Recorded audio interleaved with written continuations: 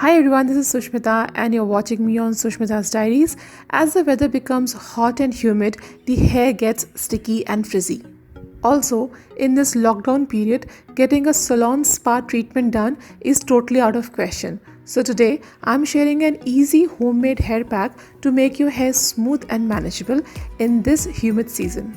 And most importantly, you would find all the ingredients in your home conveniently. So let's quickly begin. The very first and most essential ingredient is yogurt or dahi as we call it in India.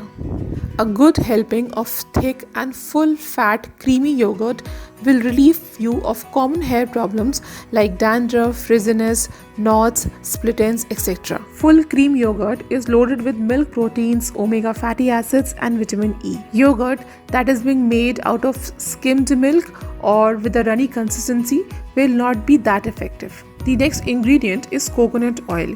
You can also take olive or almond oil. Coconut oil will help smoothen the damaged bond within the structure of hair. I am taking approximately 2 to 3 tablespoons of coconut.